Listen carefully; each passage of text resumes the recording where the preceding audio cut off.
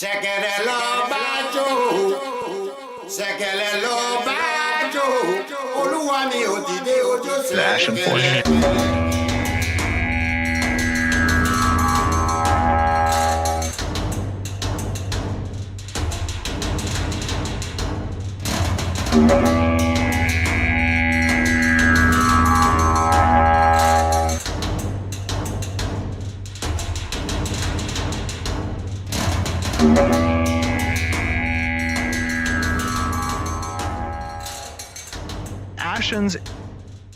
The Ashen Forge.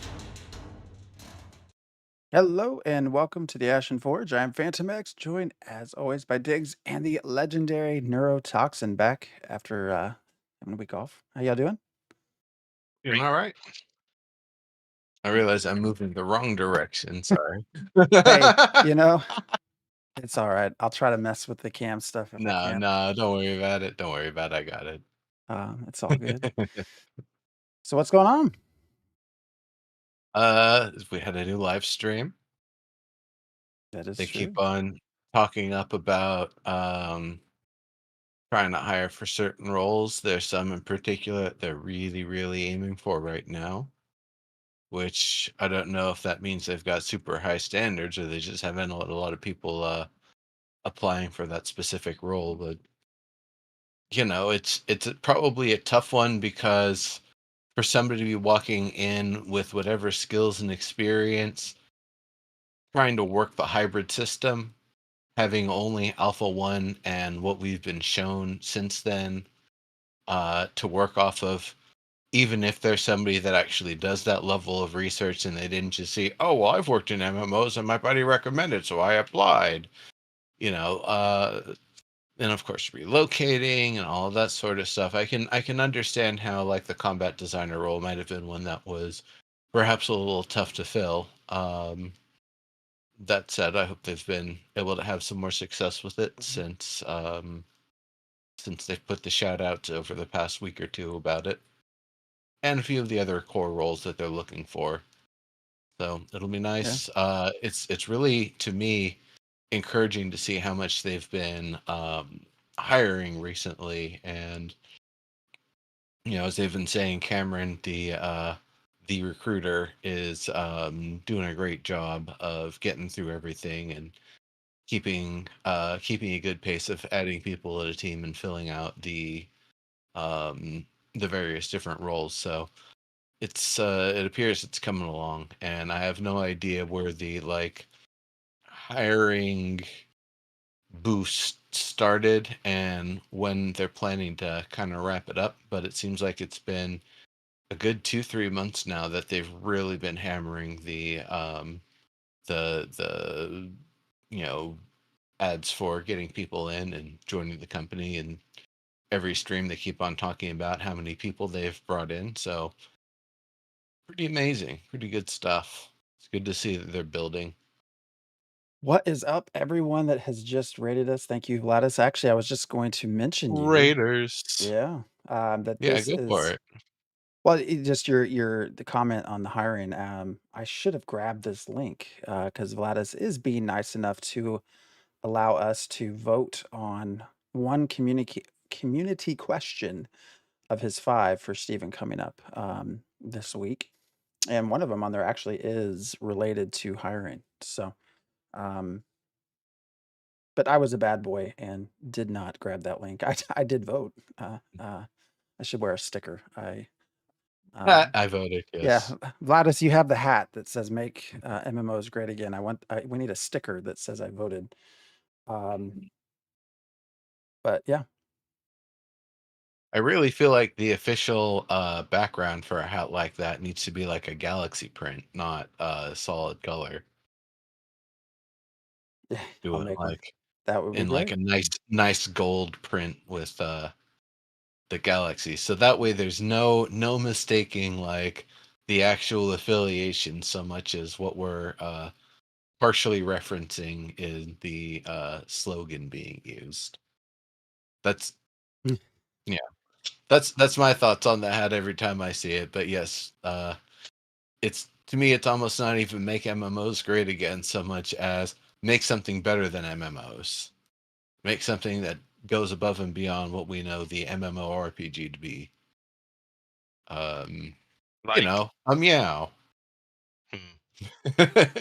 Now, I know we're not going to have the NPC persistence of a meow exactly, but we're going to have a lot of the other features in a really big way. And so there's a much bigger step towards something that could be a meow coming from this project coming out. And who knows what the future will see for the game. Maybe post-launch they will actually start bringing in more like long-term NPCs that you meet and survive this and that, or they don't, and they have their war stories to tell and their lore stories to tell, and meet their family or whatever. People came over from Sanctus. That seems like an odd sort of rule. Nobody's allowed to come over from Sanctus if they're not at least an adult, so that way we don't end up seeing or killing any kids in the game. Is that the excuse? Is that what we're No, going I with? don't. I don't think so. And it would be a good one that you have to be, of a certain age. But I don't think we're going to see NPC families to the point where we're going to see their little children running around, because there's always that bad juju about nobody wants to see people killing children in games. And it's like, okay, well, that's fine. They're only going to be in non-PvP areas, and when a sanctioned PvP event occurs, they disappear. Steven says that everybody who comes through the portal is automatically a hero just for choosing to adventure. So there's probably some restriction there, and maybe there's even some tests or a um, task or quest that you have to complete in order to be allowed to go through. Well, if they're Um, heroes, why don't town NPCs respawn when they die? Or do do they? they not? Well, Exactly. in Alpha Um, 1 they didn't. That one lady got tore up by the I think it was spiders or whatever in the cave, and she was dead. And then there's the dude who mm, was all like full of poison with jelly legs down there, who you save or presumably save, but that was them killing an NPC who you maybe never met. They're like a red shirt that we would have seen in the intro before our characters came in or something. maybe they show up again later, just like player characters will. I just do want to say Meow is not necessarily better, just different. Well, it's better if you want something that's more than just a single player game that you do some stuff with multiplayer stuff in, which is kind of Yeah. how MMOs feel these days. MMOs or MMORPGs specifically? MMORPGs and some other MMO, maybe not RPG, but other sort of stuff. I mean, there are non-MMORPGs where your actions really do matter. I would say Foxhole is probably the best example. The only plot, your side's this kind, their side's this kind. You get these kind of weapons that you can upgrade through a tech tree over the season. They can do that for theirs, and they have a different set of equipment. And you can steal their equipment, they can steal your equipment. And other than that, it's an open field. Where you place your bases, where you set up your supply lines, and all of that stuff, it's completely player driven. Likewise, you can tear everything down. You can also just be a jerk and throw mines everywhere. So you know that you'll have at least a minefield between you and whomever in a certain area. They might not know that. You might not even told your own guys that. So they'll just go straight over those mines because they're not like special fancy mines. They're like, mid 1900s, like World War era or something kind of mines. And so they'll just blow up under your people. So yeah, that's a game where your actions truly matter, but there is absolutely zero NPC presence, and there is absolutely zero in-game narrative. It's like EVE Online, where the narratives that occur are based on the actions driven by the players, and that's really cool. That like really theme parky sort of thing where you can get a lot of players doing meaningful things together in a somewhat controlled environment. That's great. I'm not knocking that. but persistent NPCs, dynamic changing world, that stuff's pretty juicy. That makes it feel more like I'm playing, a tabletop role-playing game with hundreds of thousands of people than, some of the other experiences that are out there. And that's really always been it for me, going back to seeing like wizardry using Thaco and stuff from the old D&D rules, Thaco, and that then, translating to almost the opposite side of things, where now trying to make something of the quality of a tabletop game with that level of things being dynamic and changing, with it still being the confines of a knowable, playable sort of game to an extent. That's very exciting to me. It's maybe not necessarily better than MMOs, but it certainly puts things in a different direction and gives people a gameplay experience where they don't have to worry about chasing a best in slot. They don't have to worry about doing a this or that. They know they're going to be a hardcore and they're going to play like a hardcore and find other hardcores to play with. They're going to have a lot of success. They're going to kick a lot of ass. They're going to get a lot of loot.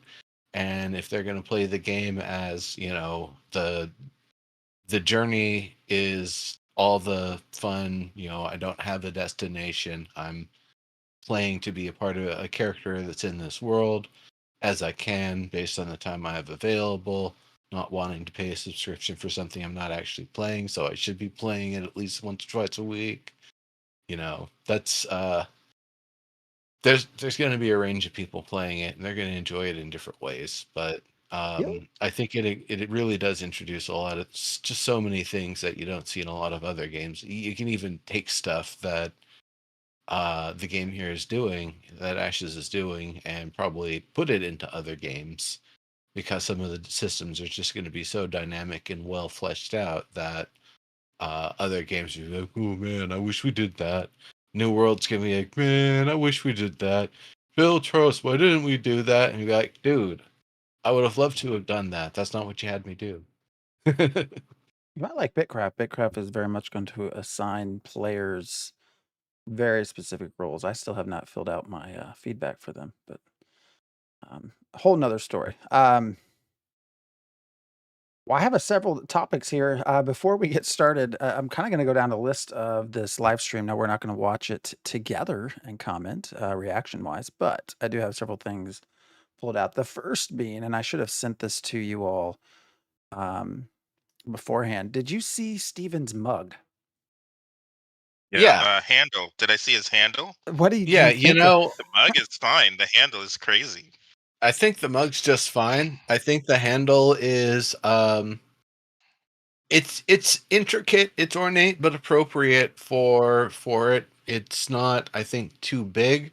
My worry is though that the shape of it increases the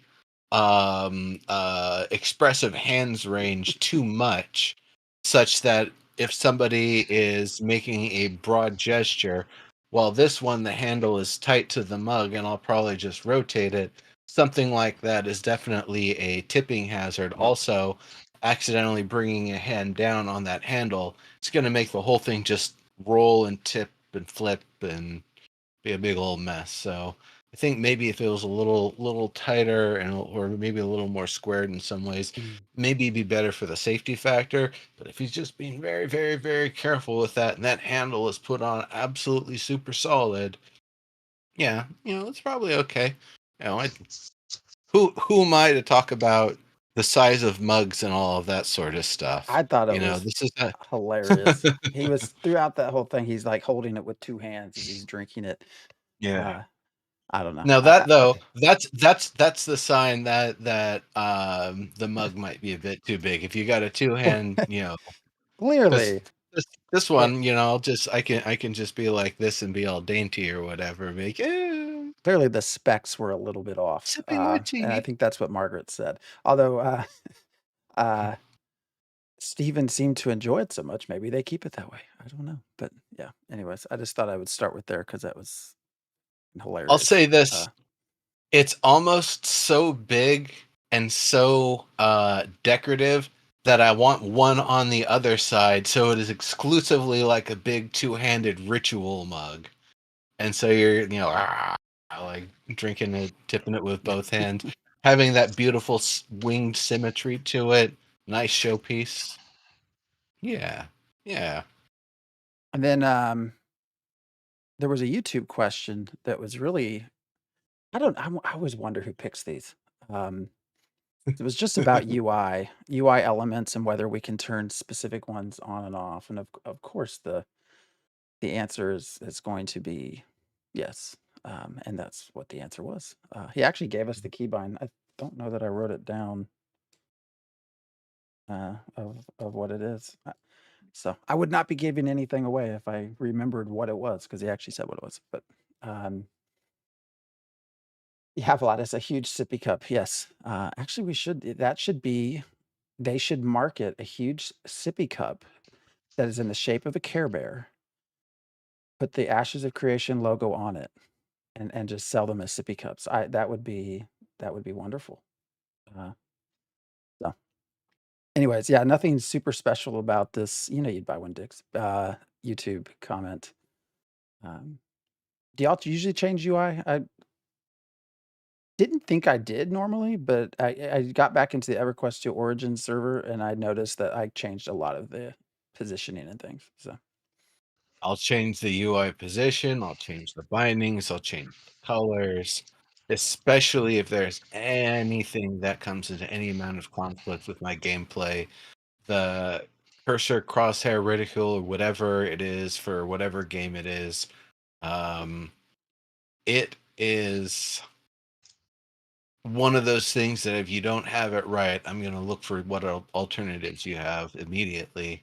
If it gets lost in the fog, if it gets lost in, bright red glowing enemies or, other sorts of stuff, if it just doesn't stand out very well, gotta change it. Gotta change it to something where I can absolutely, for sure, see what I need to be able to see. The one that I keep forgetting to bring up, and I bet it's something that is actually stupid easy to do with Unreal 5 without too much work, is the ability to create an alternate camera from the game, one that simulates like a monitor view of gameplay with all UI removed. So that way, as a streamer, I can either show full UI and everything going on, or I can use this simulated monitor that doesn't show any of the UI. Gives a much prettier experience for what the players are playing, and it obfuscates a whole lot of the data. You'd have to know what server they're on, the character name, all of that sort of stuff, the names of the people they're partied with. And so somebody who knows the game well enough might be able to home in on somebody's position that way. But I think it would do a lot to help mitigate a lot of the problems. Potentially, it would even prevent showing map view if you're looking at the map, to prevent showing any of the areas that you're looking at or interested in. And that's also something I've always suggested for at least a decade now, like a convention demo mode sort of thing. So players can play with the UI on the show floor, and then you've got a second monitor somewhere else that's showing, just the clean, crisp, beautiful gameplay. So you've just got this gorgeous attract mode going with the live demos going on. Mhm. So that's a couple of things that, a good use case for that sort of thing probably isn't hard to do, but I think that's one of those things that would also make it so players don't feel like they have to remove certain parts of their UI or hide certain parts of their UI with their streamer interface, so that way secret things that they're accessing aren't showing up to people. And it could be that there are some elements that they do actually want to have on the simulated one, so they can turn those on and off potentially as they want to. But I think that would be a really good solution for reducing the amount of capability to stream snipe, especially to pick any random streamer that you've never seen before and just within 10 minutes be ruining their day. Be a lot more difficult than that. Even just finding them, getting to wherever they're on wherever server and being a problem. You know So what I that'll be nice. Go ahead. was gonna say, you know what I've always wanted in a UI, and it has never been done, is the ability to pop the UI out into another window, the map in another window, your inventory, and so That like you're talking about with a second 100%. Yeah. monitor, yeah, like what you're talking about, and having your screen center and not having it cluttered with all this other shit, being able to I pop it over. feel like I did that a cheater way in original first run WoW, that I actually stretched it in windowed across 2 monitors so I could have a little bit more space. Now, I couldn't really deal with the fact that these were 2 big chunky CRTs that had differential burnification, so they didn't look incredibly similar one another. I think the resolution of one might have been a little smaller, but it would allow me to have a larger field of view while being able to access all of my UI stuff. And if I wanted, I could have filmed the narrower center of it and been able to kind of show kind of like the nice version or whatever, potentially even use that and just, if I had a third monitor or whatever. Well, if I had a third monitor, stretch it across all 3 and then just have the clean one in the middle anyway. But that was a while ago. That was a while Yeah. ago. Pockets, sorry, there's a side conversation sort of occurring mentioning Yes. about stream snipers and talking about how long it will take to, well, it's talking about PAX Day and how long it took to run to nearby areas, and the lack of fast travel will discourage stream sniping. That's probably very, very true. Um, but I think it also has some other implications, but that's probably a different discussion. So for the new player experience, I really want to do a show on just the new player experience sometime. I think Ashes is going to have interesting things to approach it. So, all right, Diggs is being very quiet because I think I know you have something you want to talk about. You're also doing a lot of No, typing, but no, I'm just going along. I'm following your lead. It's fine. so I do want to mention this because Steven mentioned this, that A2 is a true alpha. So Alpha 2 is a true alpha. He actually did call out some of the all of us as content creators and hyping up Alpha 2 and just sort of asking us to always remember it's a true alpha. Um, there's some discussion in Discord, the creator Discord, about this today, just talking about um, I think that makes sense. You know, how many people don't know that probably will be in Alpha 2? You look at there's a presumption of 200,000 people or so. They is a rough estimate for testers. You know, when you watch the Ashes live stream, it is 4 to 5,000 people viewing, probably many of which who are the same every month. And then their YouTube videos often get 40 to 60, 70,000 views. Some are a little bit higher. So there's definitely, I think, a huge segment that is going to be very unaware of what they're coming into with testing. So I wanted to stop, as Stephen has asked us to do, to mention that yes, this is a true alpha. Um, I think this is the first.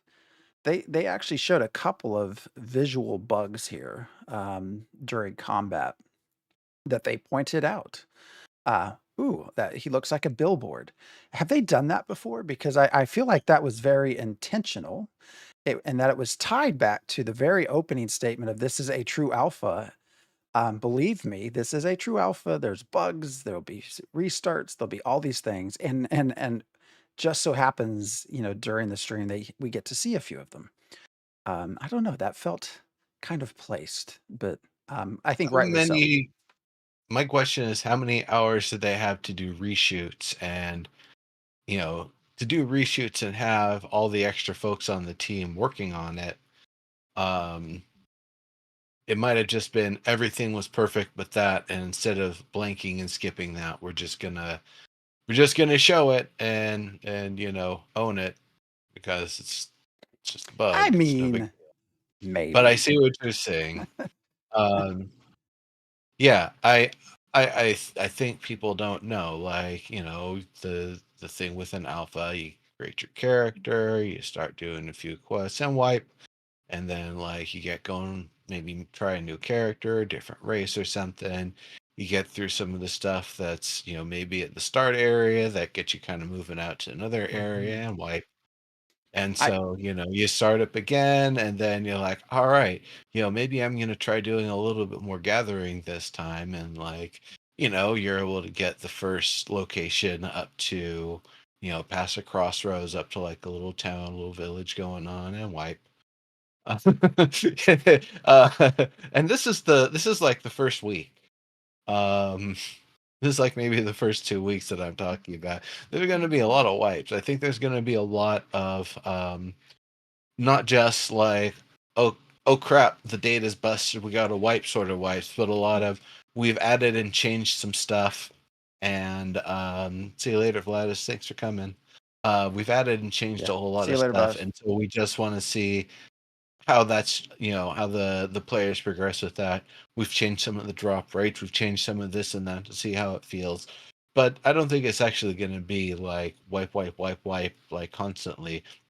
They're going to want to get at least enough time to get some feedback and some data on anybody doing anything in particular before they do the wipe, and see how things change up for people.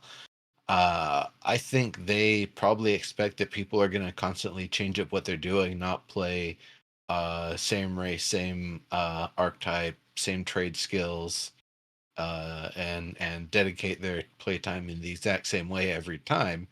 And so that's going to be another part of it, is the wipes will hopefully encourage players to try different things.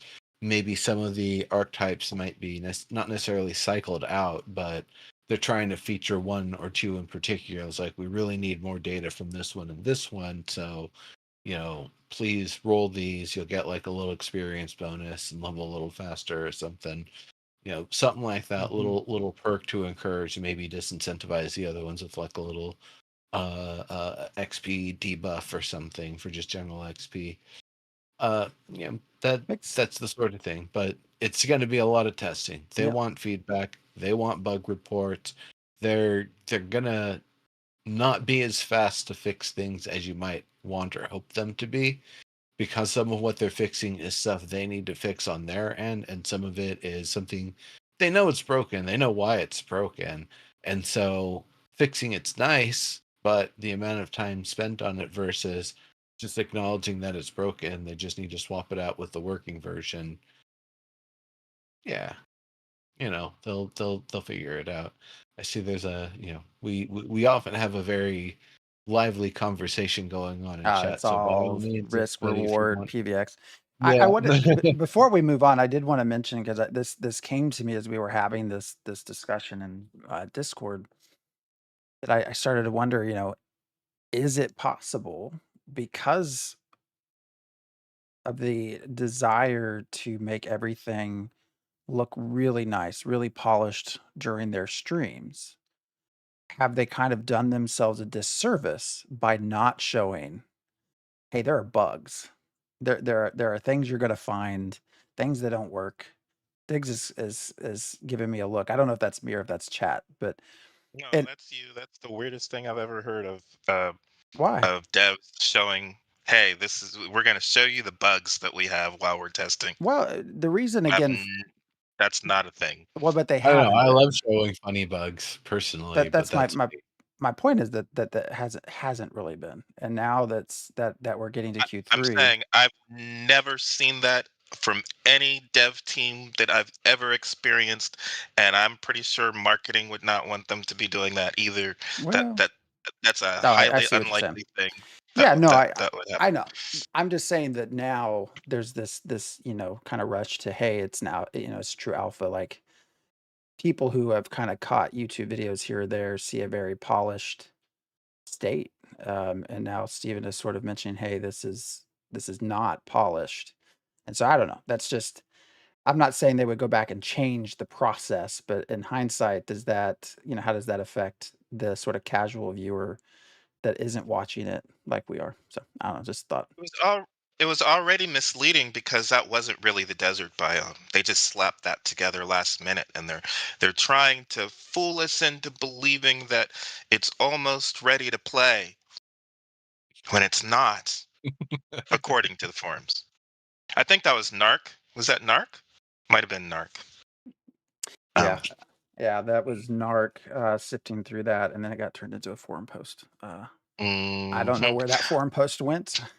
So Mhm. But um yeah, I mean the interesting thing about Alpha 2 and True Alpha and the state of the way the game looks is it's Unreal Engine,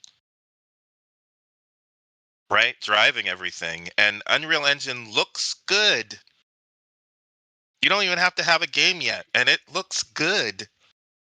You want to play it. And that was one of the things that made Steven think that Ashes would be out before 2020, is he saw what UE4 could do, just straight with the tools, and he's like, look, we can make this great looking MMORPG. It looks better than a lot of stuff that you see out there already.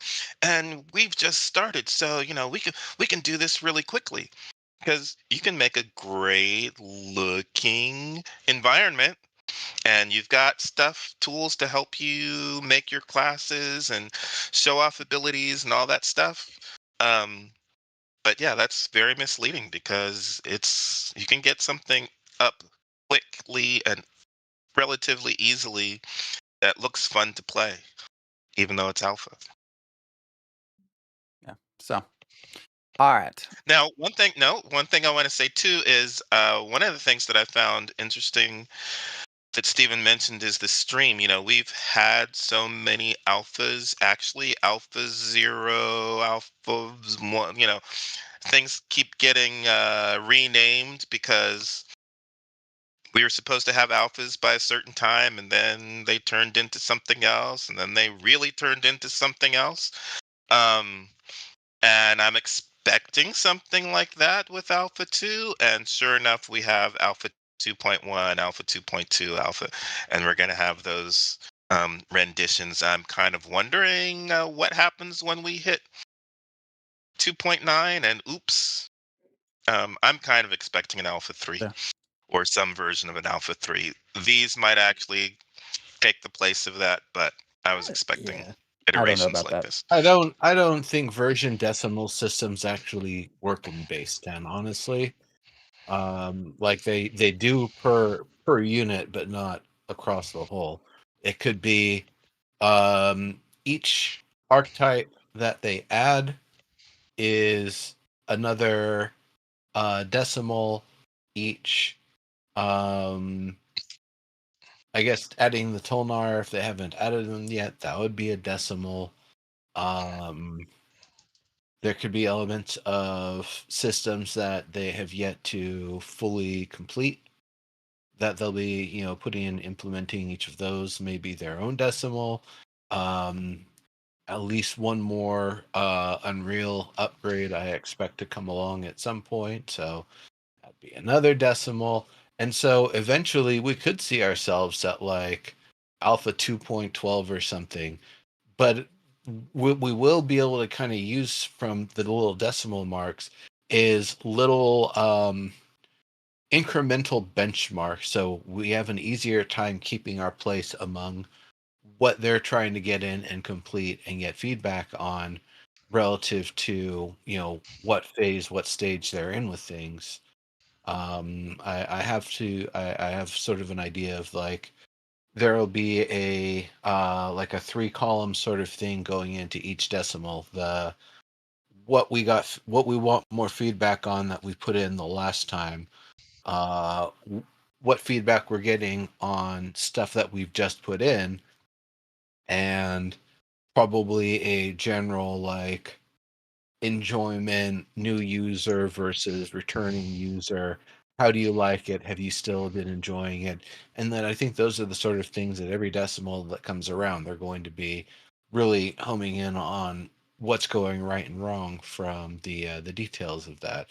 Now, I don't think we're going to be getting like 2.12.1, 2.12.2, 2.12.3 because they don't want to go above 12 for some reason or whatever. But um it's, if I understand things right, the way Alpha 2 is supposed to be ending is that everything is close enough to Beta 1, which is the full game loop is complete. All features are in, and now they need tuning and adjustment and maybe more fleshing out and filling in.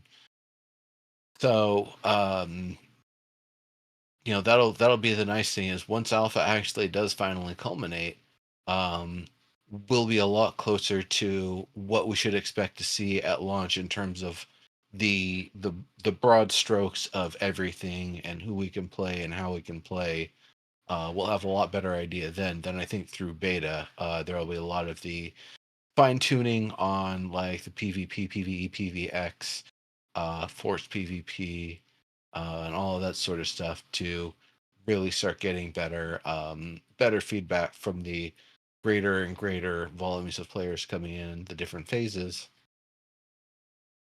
And once again, trying to continue getting feedback from people that have been testing all the way from the beginning of Alpha 2 or before to see how far off like what they thought the vision of the game was going to be and if they're still okay with it, sort of stuff.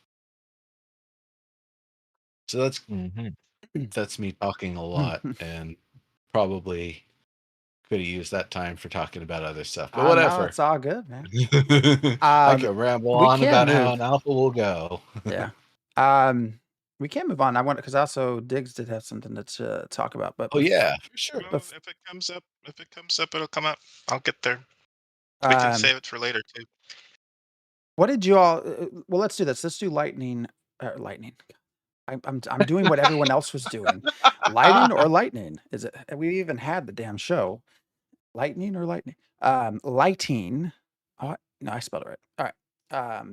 I was going to say before I push this up here, did I spell it lighting or lightning? Yeah. So, what do you think about what they showed? So, Oh. all of the players I mean, wanted they darker, showed apparently. both lighting and lightning, so I was thinking you were talking about ball lightning, actually. But yes, they had lighting and they had lightning, and people had opinions about both. So we can start with lighting. I think I lighting, and we'll want go from there. all of the game world to have a lot more nighttime glows and bioluminescence just everywhere. Little magic, sparkly, sprinkly things fluttering about. Magical mist coming off of trees. Things to kind of bring out a little bit more light, a little bit more illumination across all the different surfaces in such a way that it doesn't feel like it needs to rely so much on ambient lighting. One of the other problems is for the things that really didn't have a lot of color, instead of what I would expect to see is more of like a desaturation of color and maybe perhaps a little bit of like a graininess. If anybody's been in like almost complete darkness trying to spot things, you see, you'll recognize the rods and cones doing that like grainy sort of effect in your vision, and things will be a lot less color saturated at that point. For the things that should have been dark and diminished like that, instead of having what felt like a translucent piece of thin white material over the whole thing and making it look a little washed out, to do a little bit more desaturation of the things that aren't as well illuminated. Take more of the color out of them, but still allow some of the light to shine off of them, especially, really shiny things, wet things, metallic things, shiny rocks, shiny grass, shiny leaves, catching highlights off the moon and the stars and everything. That's one of the other things, is that the celestial bodies and everything aren't actually that dark. You've got an erupting freaking moon. That thing puts out light. And so there is a certain point by which I don't actually think it's going to be like IRL. You're out in the desert, no lights around as far as the eye can see. It's dark, sort of dark. I don't think you're getting like that. I think it'll always be Wow. pretty damn bright So from many the people, moon. so many people wanting it darker. My old ass eyes, I'm like, I mean, maybe it was maybe it's because I wasn't watching the YouTube quality 4K, but I'm like, what the hell's even going on? I can't see. Uh, Well, where's that gamma button? Um, that's the thing. I was watching the 4K. My monitor isn't 4K, and it maybe doesn't have the greatest depth of light and dark, but it certainly, it didn't quite seem right, and I mean, so I think it looked good. that maybe needs a little. I mean, it looked good, like how everything looked as a whole across things. For me, like it had a little bit of this odd, muted sort of Yeah. Well, looking through fog we also didn't. Well, it was sort of cloudy, feel. right? And we didn't get to see a ton of the world like that. It was just that one small area. I had asked the question, it didn't get answered. When we talk about spells lighting up spaces like they said they will, I wonder if you could also just have crafting of like lights or something that you can just throw into areas and just light them up. Like if you're not sure something's there, rather than walking over, love to be able to have an item that I could craft and just toss it and it's a light source. Um, Little road flare torches just to light your way. Something like that. The other thing that I'm excited to see what it's like. Yeah, like a hunter flare. Yeah. But not tied to just the hunter. The other thing is, and I did ask the question about how much time it would take to go from light to dark, which Steven answered as 15 minutes. That will be, I think that will, if you like taking screenshots, that's probably going to be some pretty cool times to be able to see how things look visually transitioning. The skybox look great, and they mentioned that they've changed. Um, to a cube map, right? So it rotates in a separate along with the planet. So I'm excited to see what we can get from that. We've seen a little bit about constellations, but how far can you actually take it? How deep can you actually take it? Um, Again, for me, in a perfect world, your constellations are different by season, and different areas of the world are going to see things differently because of looking up. Rather than altogether. So that's probably asking too much, but I also would love to see the moons actually spinning themselves, not locked in to where you only get to see one side. So you mean not like Earth's moon, but other moons that actually do spin at Hmm. an orbit that is not fixed, as if by Yeah, magic or the gods, so that we only see one face all the time. yeah. I would love to see something like that occur, but I don't. There's probably no It utility in it. So should My be question is the possible. tides. How are the moons going to affect the tides? Like that, it seems like it should be hell on the high seas all the time. Not even the high three of seas. You them. just go out on a lake and it's just all the time. Yeah, and Crow 3 mentions the moon. If it's exploding, at what point does it no longer exist? Or is it just going to be a constant state of it's always erupting? I think it's always erupting because magic. Um, Think and I of it think more like a repeating GIF from like a 90s website. It's the moon. that the bigger moon should be able to spin as long as they don't have a city on the far side, on the dark side, that's keeping it locked so that we can't discover the city, Yeah. like on our moon. Yeah. But yeah, overall, I think it looked really good. The sky is looking amazing, but I don't know. It's one of those things. I just wonder how much of it's a year into playing the game. How much are you really paying attention to the moon that's constantly erupting? I don't know. It did say. Did he mention that there was? Depends how important it is. Yeah. That there's magic can be related to. I think he related it to time, but the question was in sort of these cycles of the night and day. So it'll be Mm. interesting to see where it all goes. Yeah, I would like to see eclipses. What will eclipses look like with two moons and an exploding moon and all that? Yeah, will those constellations in the skybox affect gameplay? Or Hope is it so. just pretty to look at? Yeah, definitely hope so. Um, I am eager to also see the lore behind some of it. So, all right. And how much of what they've told us right now is actually permanent lore, and how much of it is stuff just to show the systems, but isn't the real deal? Yeah. There's a great comment from Nemesis. Chronomancy can be a thing in this game. Just saying. He did say there's a goddess of time, Externa. So, just I had throwing not that. heard that name before. Yeah, I'd looked on the wiki recently, and that was not a name of a god that was appearing there. So that's new. Yeah. So a little peek at the lore. Maybe an expansion later on. Who knows? That could get incredibly complicated. Yeah, Fupo says it's the first time it was mentioned. Yeah. Because that's when he was actually looking through their design docs, right? Or that's what Margaret said, and whether or not to continue on with a full answer, and decided to give us a little bit, but not much. Not much more. He's got to be sitting back some of this time, just like, I really want to talk about the lore, but I can't. Every time he wants to leak something. You really want to talk? I want Umbo on here. Don't even have to get into specifics about the lore. Just the content creation is super interesting to me. All right. Yeah, the lore team would come after him probably. But why would we care? All right, I want to move on. Would. Maybe. All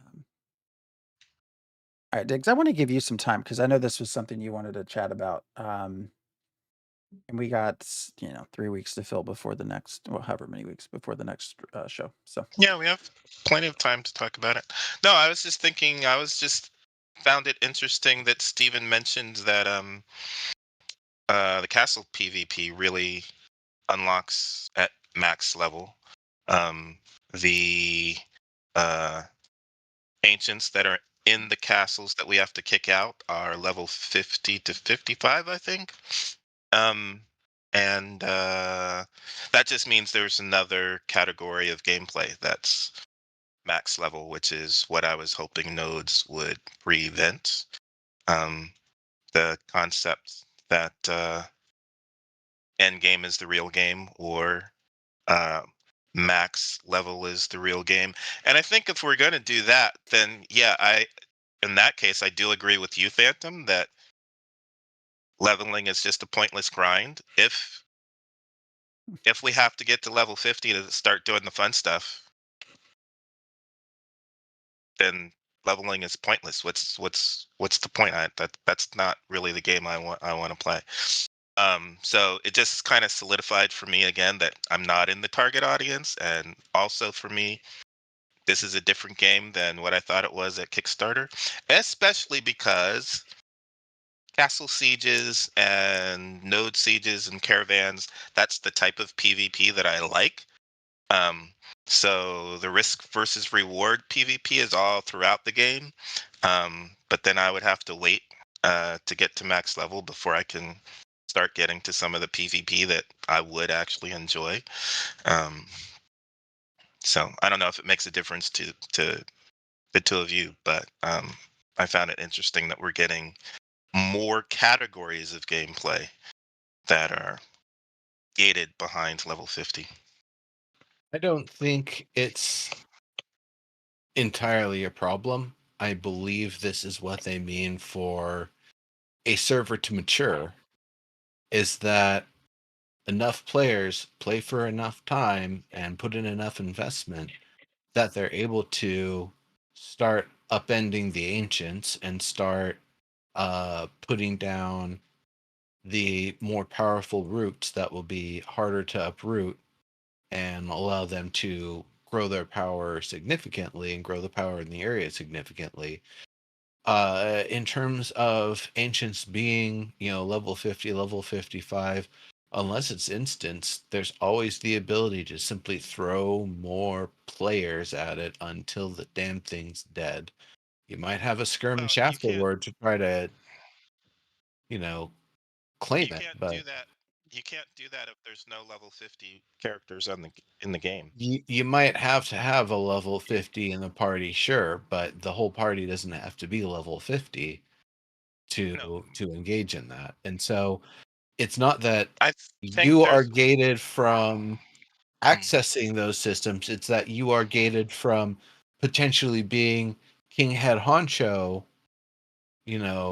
chief of the area or whatever, unless you're at least level 50. And that doesn't mean you can't become level 50 at some point and participate in an event where you can become chief head honcho level 50.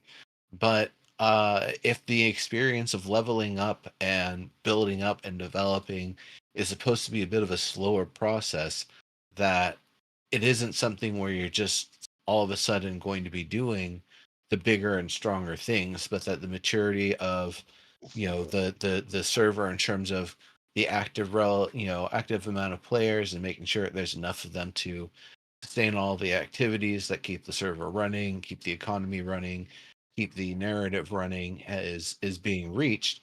And along the way, people are getting to level 50. I think it might actually be part of how they eliminate servers, is that if enough players don't get big enough and beefy enough to start taking on the challenges before they start spilling out and making bigger problems in the world, then those servers didn't quite get enough investment. They never matured enough to get to the point where they, were going to be able to survive. And those are the ones that might get collapsed upon each other. But in terms of like progression, you're getting stronger and stronger as your kit increases through each level. And now on one hand, that could be considered arbitrary because eventually you'll get there. But at the same time, if the game is trying to focus very much on the journey, not the destination, the intent of going through all the levels at a slower pace is because they want you to see what the level 10, level 20, 30, 40 sort of content is, the events, the rituals, the opportunities, and all of that sort of stuff. As you progress with the levels, as you've built your reputation, as you've learned and invested more in the world, to be able to have more opportunities coming out of it. And so it's something where you might not be asked to kill 10 giant rats in an ancient basement when you're level 50, but when you're level 10 to 20, you might, because an infestation of rats has affected the city, giant rats has affected the city, may have the opportunity to uh, be invited into some people's basements to kill the giant rats that are infesting them, and maybe then go into the sewers and start taking care of them. And then you see what caused it, what the source is, and you start working on that. That could, that could take some levels, that could take some repeated visits. You might have to go and gear up again for some special sort of things to deal with some of the threats in there. And so, that's the sort of thing, giving you opportunities, giving you events, giving you things to engage in the whole way through. It makes sense if you're trying to do like a D&D or Pathfinder sort of thing. You're not killing dragons at level 1 in D&D, generally not, unless you find some way to like hacksaw attack it from an angle that it can't attack you back. But that's usually like a video game thing, not like a tabletop sort of thing to have happen. You're going to be killing goblins. You're going to be killing goblin bandits that are ransacking people on the roads at level 1. It's not until like level 7, 8, 9 that you and your crew are going to be taking on the bigger stuff. And so you wouldn't be presented with the opportunities. Not that there aren't dragons in the world, and it may not be that they, aren't attacking things in the area.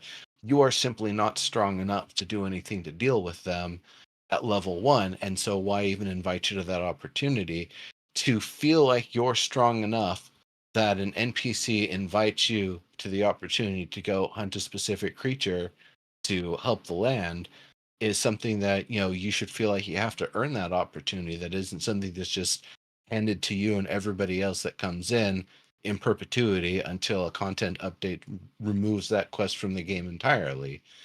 And so that's, giving kind of a long answer, is this is to make the adventure more of an adventure, that instead of just trying to rush to 50 to engage in the systems, that the process of leveling up and gaining gear and experience and all of that along the way is one of the things they're putting a lot of their time and effort into.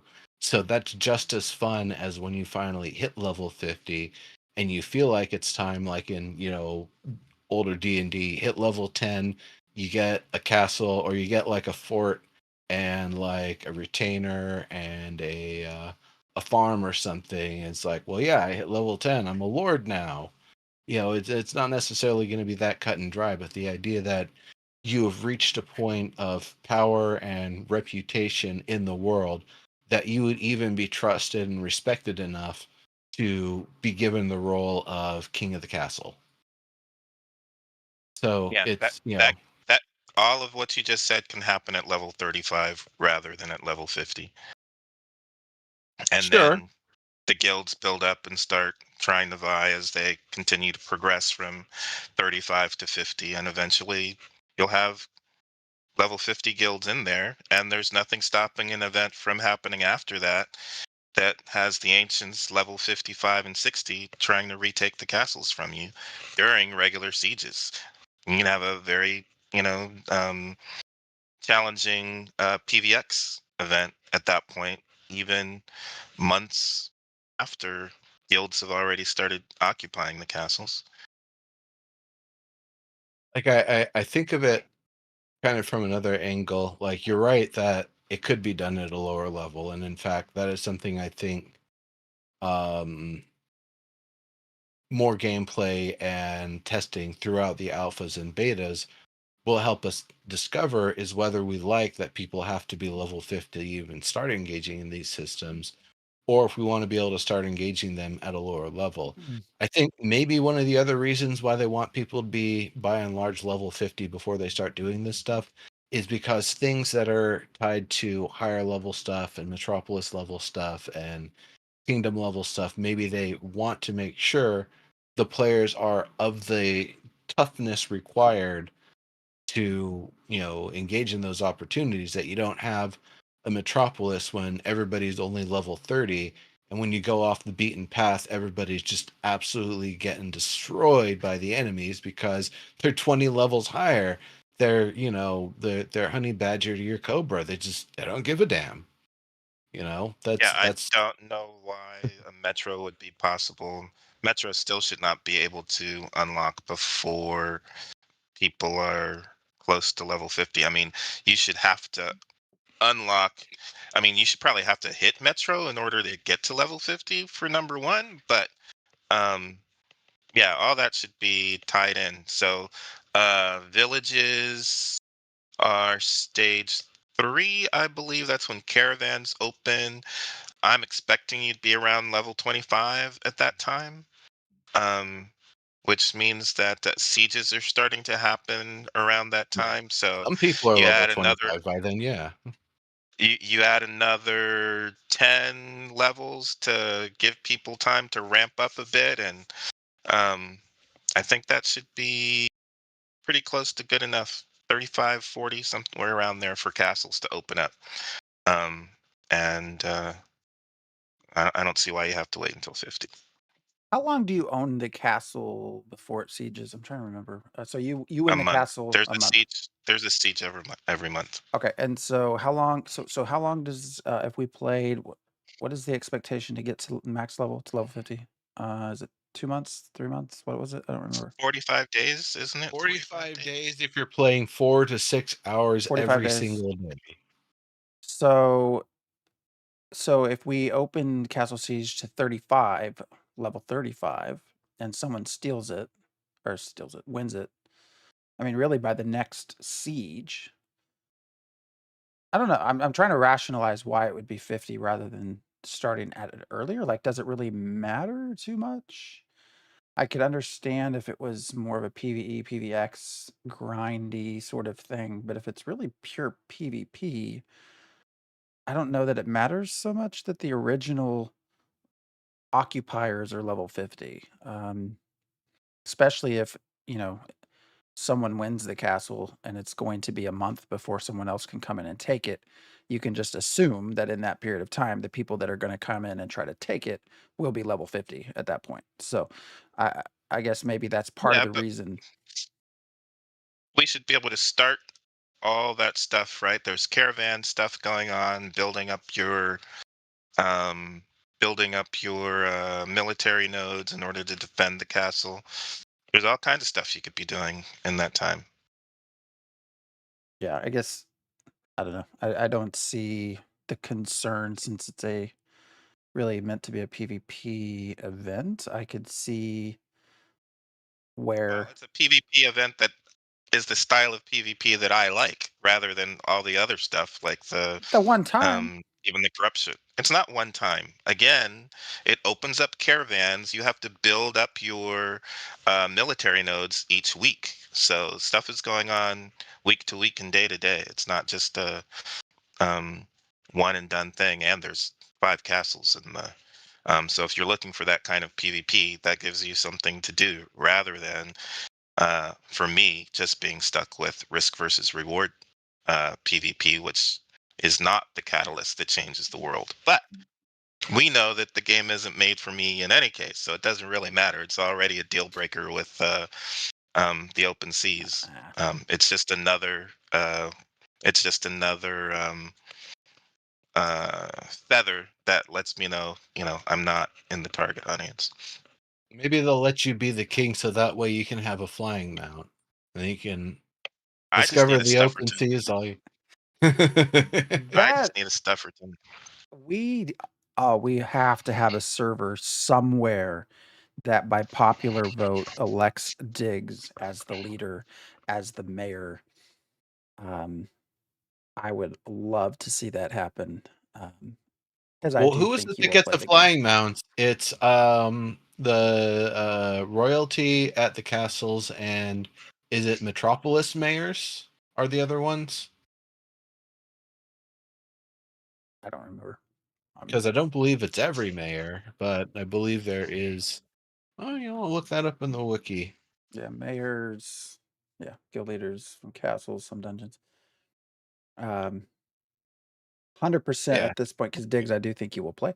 Maybe not as much as you play Lego Fortnite, but I think you will be in there with your friends, and so we 100% have to have Diggs at some point, even if it's for just 1 month.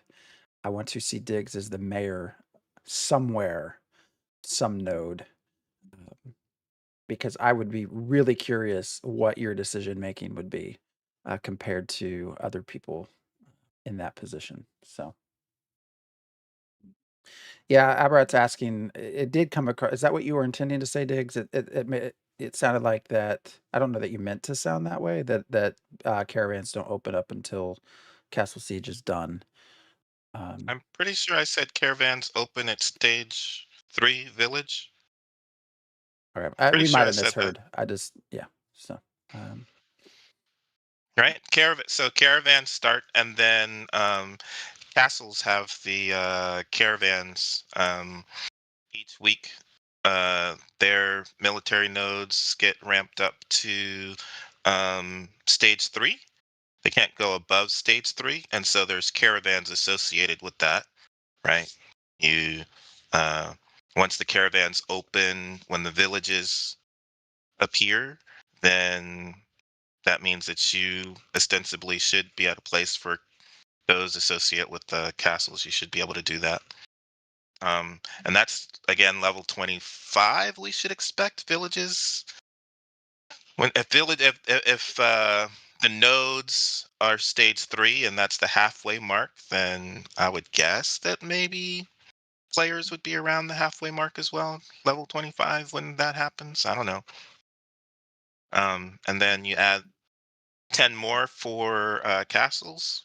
So caravans should already be happening for a while with the villages and maybe even towns um, before castles open up, I would think.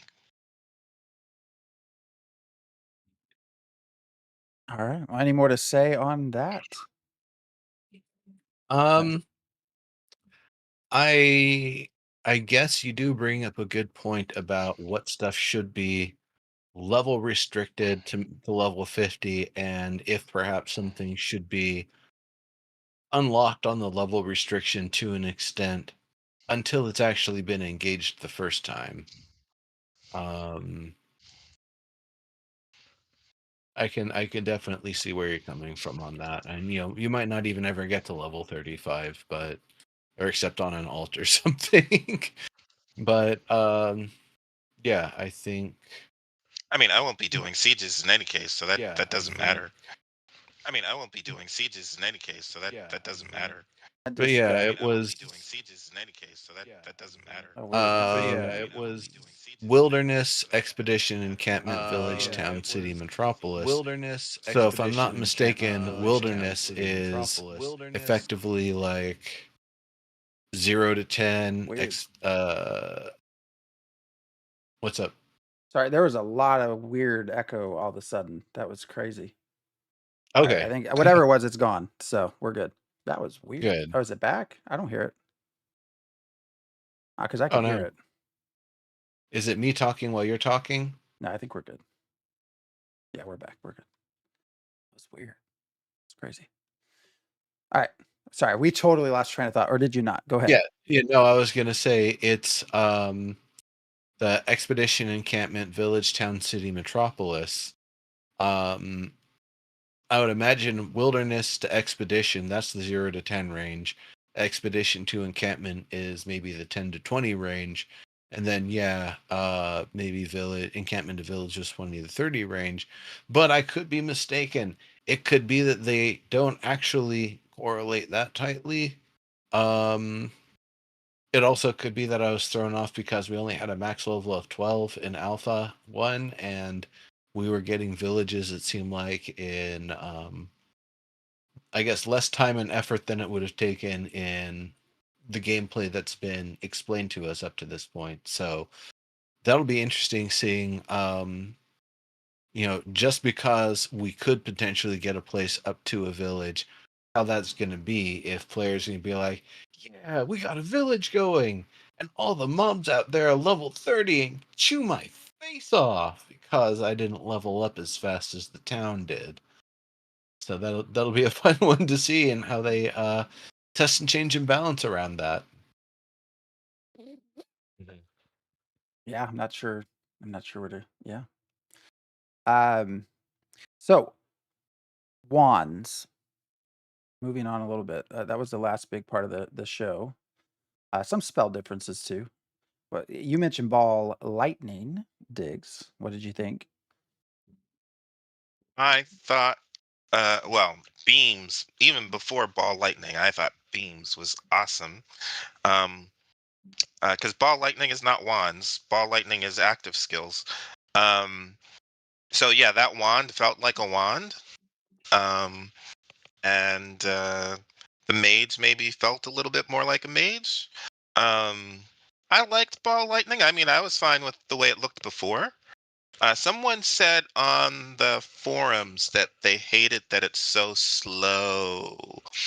Um, but I like the idea of having one very slow active skill, and I would love to see what happens when you put augments on top of that. Like, can you get a healing augment on top of that? What would a summoner augment be like on applied to ball lightning?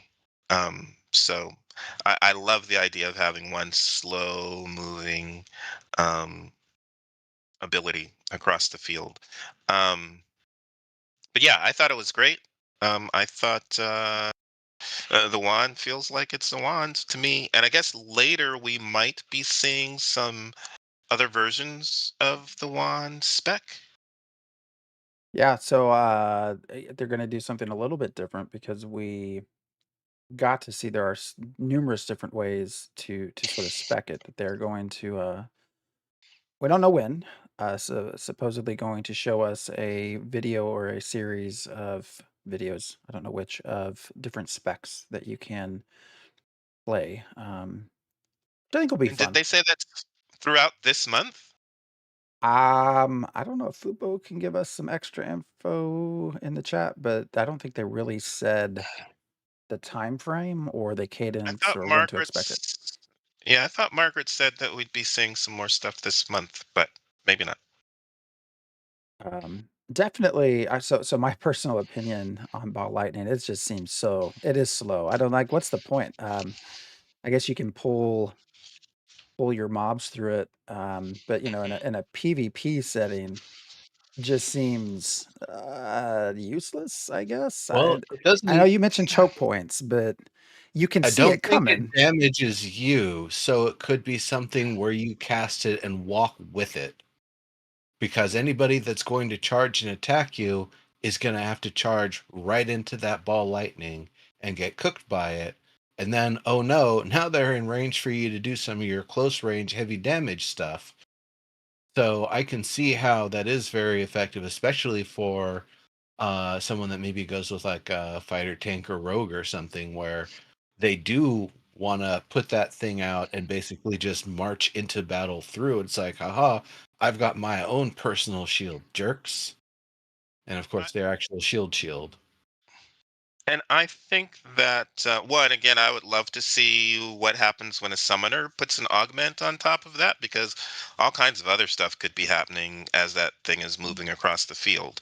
I do think it would be cool. I mentioned this in the forums that is a rogue or a ranger able to kite mobs through the ball lightning? It might not work on other players, but you shouldn't have to always use the exact same set of abilities on players that you would on mobs. You shouldn't always be using the same exact rotation even with mobs. I would hope that combat is more interesting than that.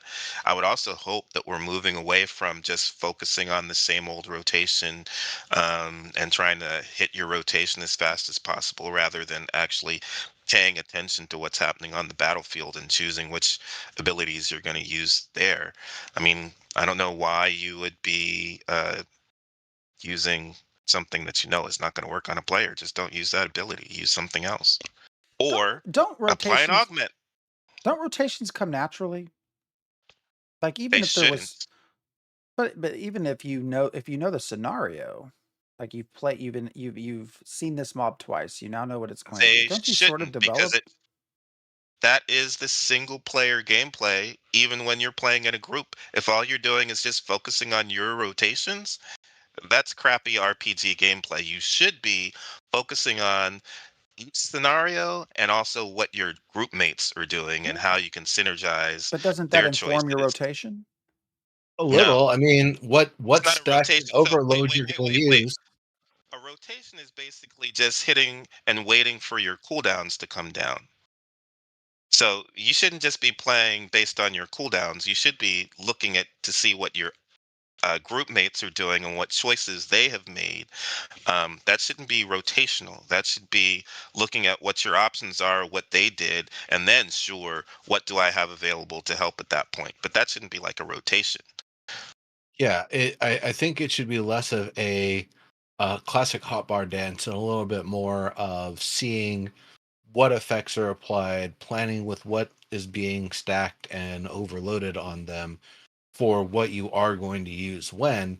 It could be that you're waiting for them to get a full 10 stacks of something before you hit them with something you have on a timer, because the thing that you have synergizes with 10 stacks of bleed, for example, to do something really nasty, versus if you just fire everything at rotation and don't wait for things to happen, then you're going to be out of the slots and things that you need. That was actually, I will say, one of the good things that worked really well with the shaman in World of Warcraft. I know when I want to stun, it's not just use the stun first thing and every time it becomes available. It's that I specifically want to use it when I want to counter them or want to prevent them from retreating.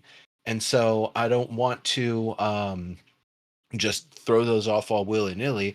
Likewise, my shocks. I don't want to use Earth Shock except if I see you lining up a spell on me. It's a powerful spell. It does cost a decent chunk of mana.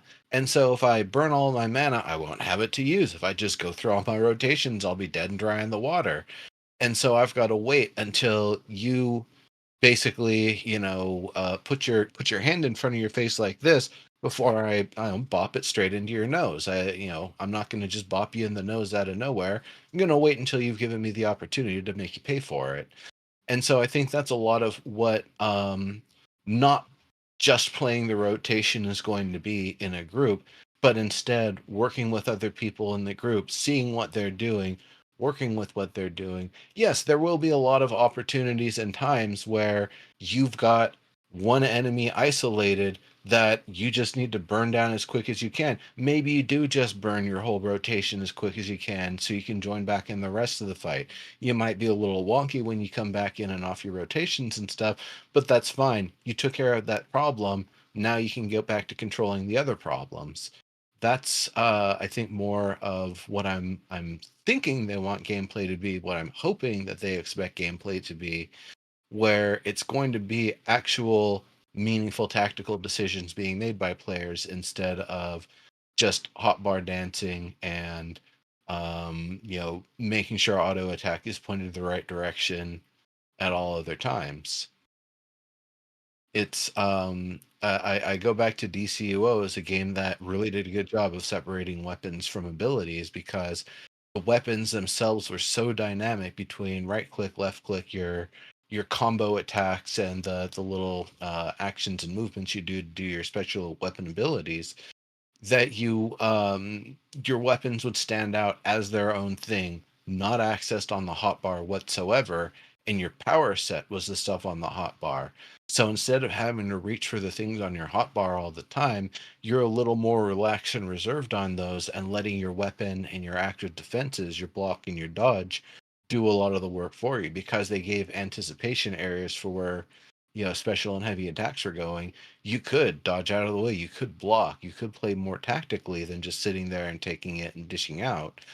And so to that extent, it definitely felt very satisfying to use the abilities when they're needed and not feel like I have to use them all the time and then be tapped out halfway through the battle and be like, oh crap, I gotta regenerate my mutant powers, or So superpowers, whatever they call it in that one.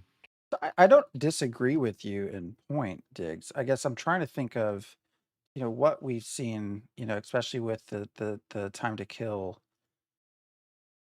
It seems like having to watch what if you have a group of 8 people, watching what the other 7 are doing, plus what the boss, what the ads, whatever. It seems like the time span doesn't seem to fit that, right? Like it moves too fast. The combat moves too fast. And that's I'm not advocating for rotations. That's where rotations makes things simple.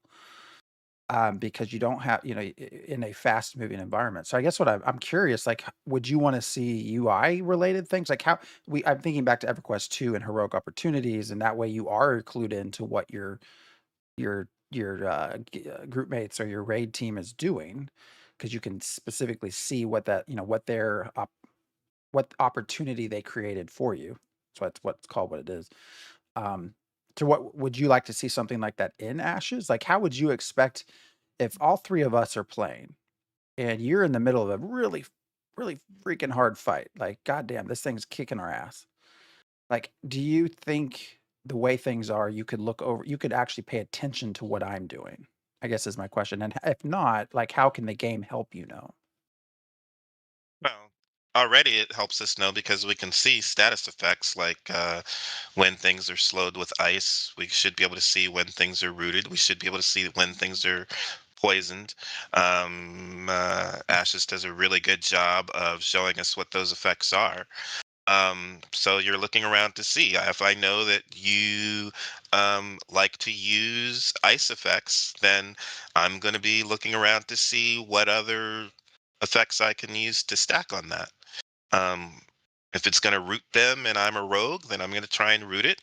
It may mean that I decide to have find augments, like even say you're an ice mage or a mage and I'm a rogue, I might start choosing mage as a secondary archetype so that I'll be able to synergize your ice abilities with whatever I'm using and also apply ice damage when I see that you've applied ice damage.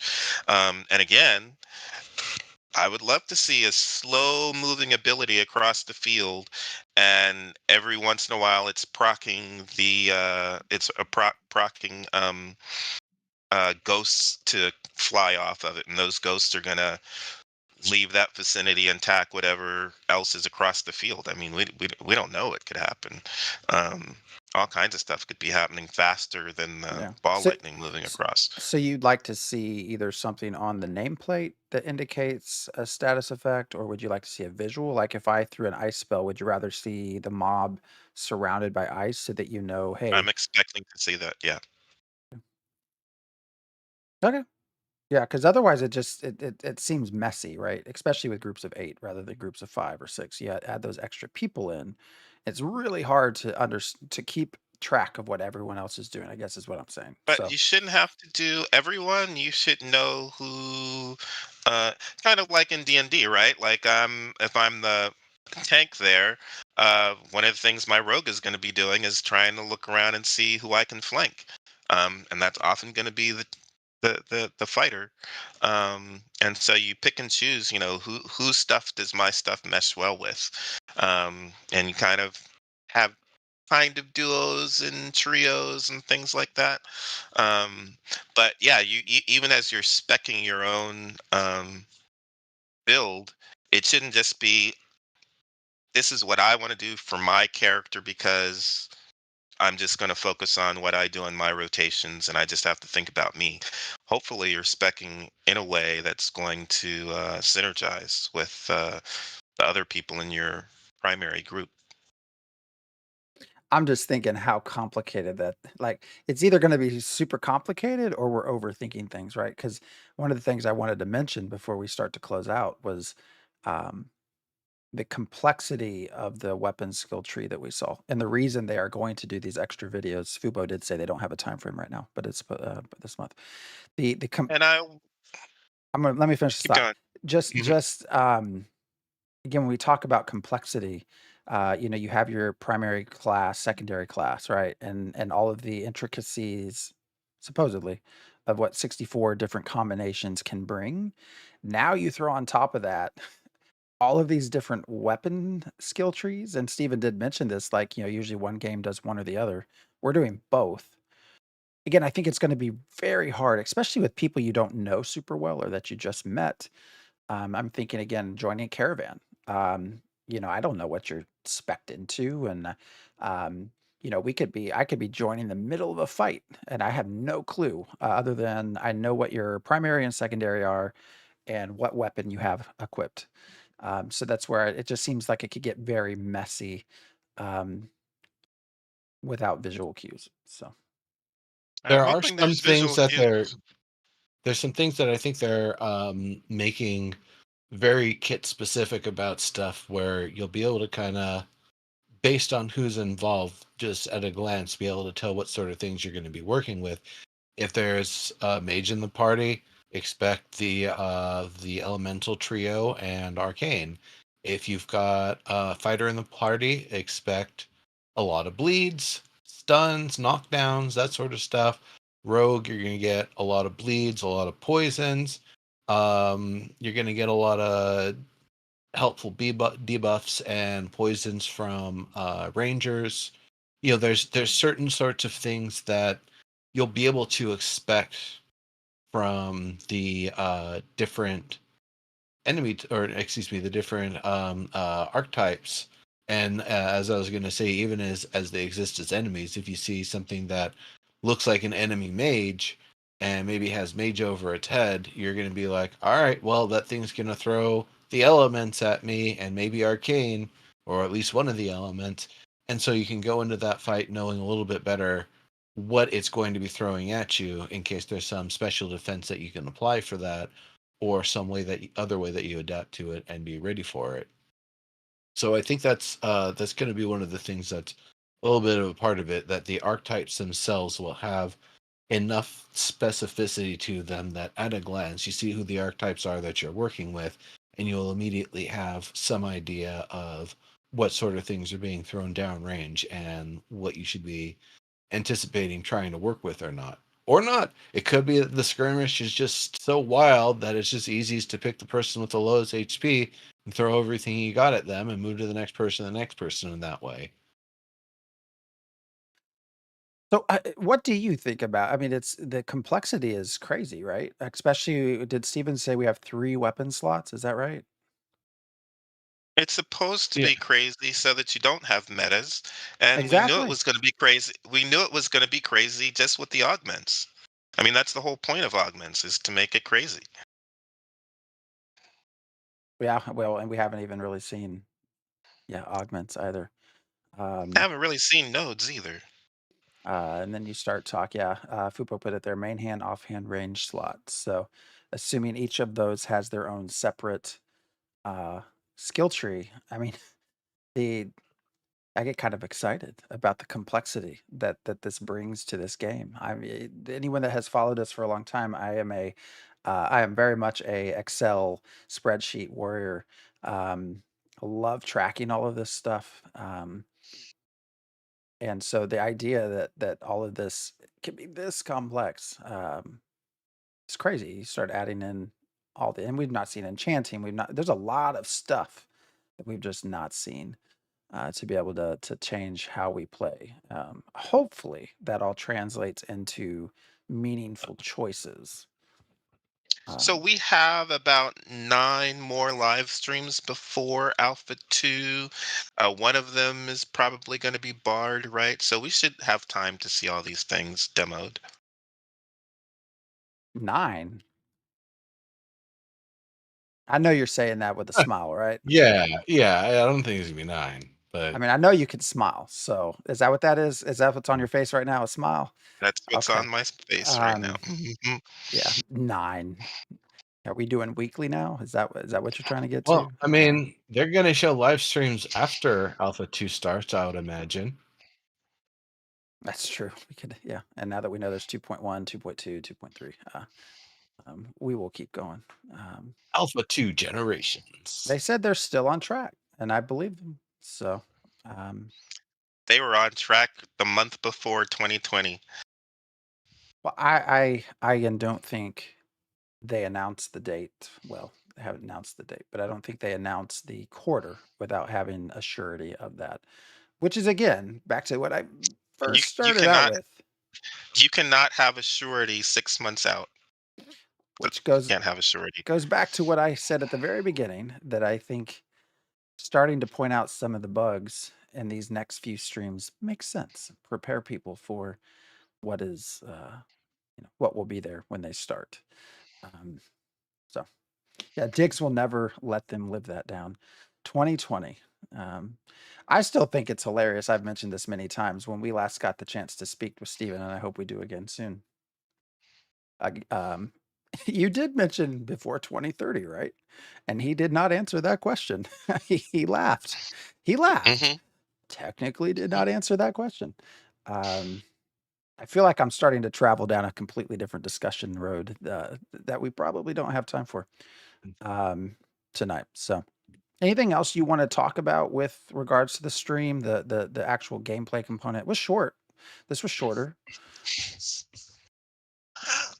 Just I did see a lot of people say that they were underwhelmed. I thought it was fine. You can't have, a super exciting live stream every time, and I thought they did a great job of showcasing the mage. I would rather have seen something else other than mage, but um, what they showed, it definitely did feel like a mage, and that wand really looked like.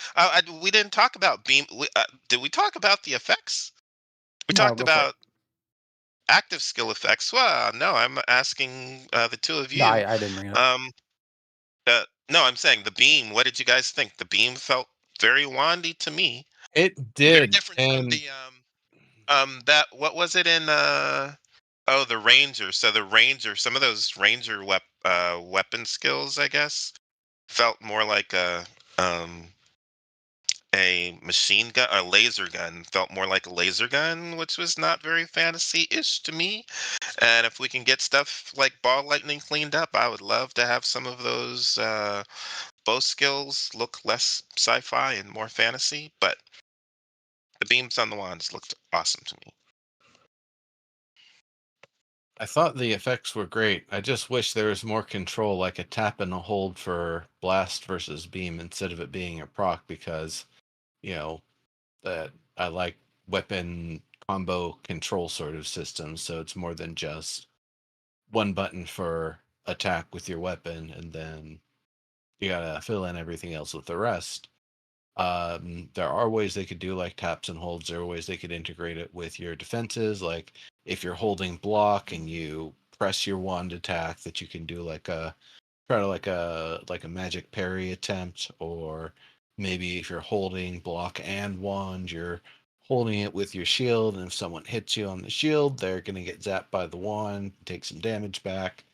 That sort of thing would be nice to see, even if it isn't as active as like left click and right click, or tap versus hold combos, like a tap tap hold or something does a different sort of sequence than like hold hold tap tap tap hold, something like that. And what I also like about something like that is, for somebody who's just getting into it for the first time, it'll feel good to button mash, but then when they actually want to learn the weapon and they learn what the sequence is, it's like, oh, I see. You do this one, then this one, and realize that there's actually like a very light uh Tekken style like combo chaining on combo sort of system where there's never a wrong button press. It's just, if you don't know what it's going to lead to, it's not necessarily going to go the direction you want it to, sort of thing. Well, a light version of that, where you do tap tap hold, and then the next tap tap hold might be something different. Versus at that point, if you just hold after 2 tap tap holds, it does like a mega beam that goes through enemies or something like that. Yeah, that'd be nice to see. But I think they were talking a little bit more about the effects, and they look good. They look good. Um, Things look good in the engine in general, so it's going to be seeing it in a big firefight to see whether it's good or if it looks good but gets lost in a battle, sort of thing. Sorry, I am trying to promote people to join me in EverQuest 2. Um, this is my hill that I will die on. That yes, it came out at the same time as WoW. It was far superior game to WoW, but was much more complex, and thus just lost out on players. Yes, Diggs, you will say, "Oh wow, it had Warcraft. Warcraft has this IP that everyone loved." Yes, you're right. That was part of it. No, that's not what I'm saying at all. I was not going to play WoW because I was a fan of the EQ IP. It was just WoW was the better game to play. Maybe because it was No. easier. No. But anyways, there's an Origin server. Just went to beta. We'll be in beta 6 weeks. Um, if you want a truly group-based game, EverQuest 2 original server was that. So You keep saying that, but it wasn't that for me. Yeah, I've soloed. It was was fine. for me. I was one of the top Yeah. Templars in the server back in 20. Yeah, that was 20 years ago. I pointed this out. What did I point this out last week? It's hilarious to me because we also have Cataclysm coming, right? The Cataclysm Classic server opens this month. And so it's freaking 20 years later. This was 2004 when EverQuest 2 released and WoW came out. 20 years later, in 2024, I am again having to make the decision of whether I play classic EverQuest 2 or classic WoW. What the hell's wrong with the world? But anyways, the the mage, the abilities look good. I still, ball lightning drives me nuts. Also, the colors to ball lightning were sort of, I don't know, it seemed too bright or too blue, or I'm not sure what. It seemed different than the rest.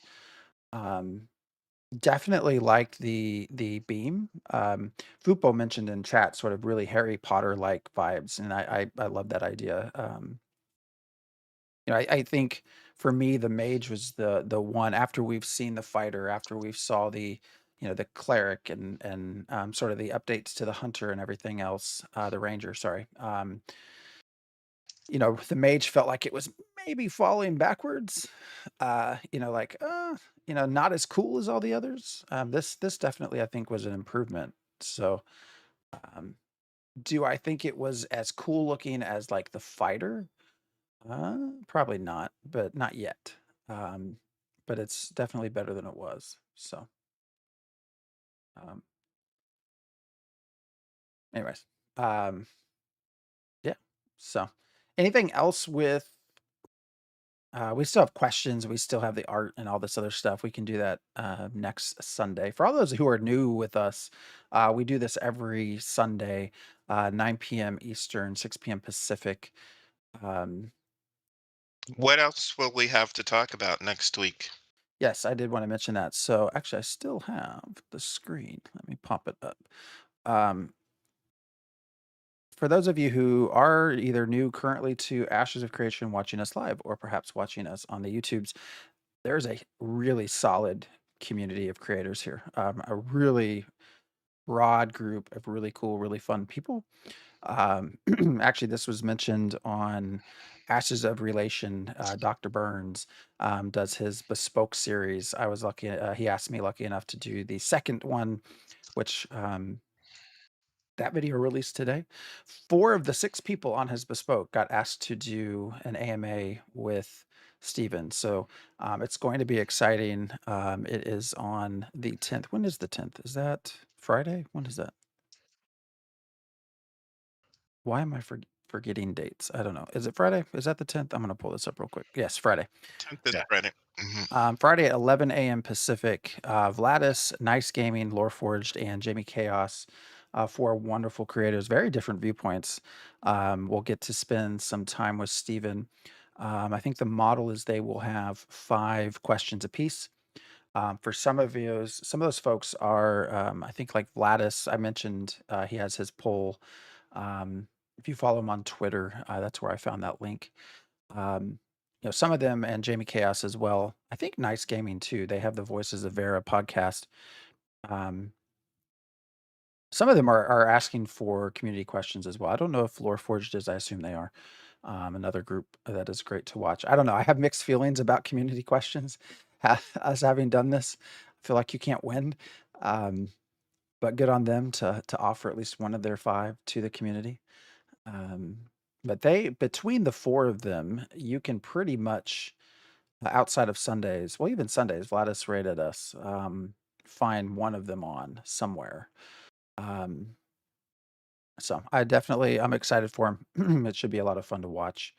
I think Loreforge has their own questions. Yeah, that might be too. Also, to be fair, while they have 1 representative, Loreforge is actually 3 people. So 3 people, 5 questions. There's probably not a lot of room for community input. But you do some of the questions that are there look really good. So some very interesting ones. Tangents of Creation, which is Jamie's show yesterday. They were going over their questions. Annie has a really solid question that I'm hoping gets a good answer. Sort of combating eco warfare, like what are the options? Which, if anyone's listened to us, we've talked about, or I've talked about the idea of. I would love to run a guild where you could hire me and 50 of my friends to go to the node of your choice and just destroy everything, cut down the trees, take up the ore, kill all of their livestock because they will be on freeholds, and freeholds are free game unless it's inside the house.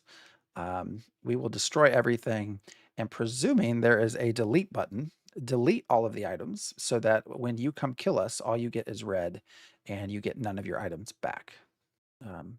Items? Well, again, the idea being complete destruction. Now, you could take it a different way and say we're a PvP guild. Come fight us, we'll fight you back. But you could also say I'm going to cut down your trees, and you could come kill me and then loot back some of that. Right? You could at least get some of that loot off of me. But if I can just delete it all, then you get nothing. You get to be red, and you still lost all your stuff. So I'm very interested in that question. I hope it has a really solid answer on Friday. So hostile gardeners I mean, unite. Yes. but to get your items basically back, blueprints and all that stuff, you might have to build it, but it's not like you would have to Oh no, do anything to try and get items back from players. I am specifically talking about the harvestable stuff, right? Because one option is if I've chopped down all your trees, you could kill me and get at least get some of that back, right? You could at least get some of the unprocessed goods materials off of me. Resources? Yeah, but if Why? I Okay. So it is a theory. It's nothing in stone, but just as an example, they have some really solid questions. So certainly go check out their socials and participate if you want. I think we are nearing the end. We are well over at this point. So um, yeah, they're still going in chat. I don't know if we can end because Diggs is still in a keyboard communications here. You could just take Oh, it I'm to the reason we went over. I'm the reason we went over because I was typing. yes. We can take that to our Discord. It is in our stuff there, Discord, YouTube, all of that. Yeah. So, all right. Anything last to say? Otherwise, we will meet again next Sunday. All right. Well, everyone, we appreciate you all joining us either live or again later on YouTube. And we are here every Sunday. We'll be here next Sunday, 9 p.m. Eastern, 6 p.m. Pacific. Probably continuing on with the end of the live stream. Actually, probably not, because again, we will have the AMA to sort of go over, um, glean some new findings from. So, everyone, have a great week, and we will see you next Sunday. Later, Later. everybody.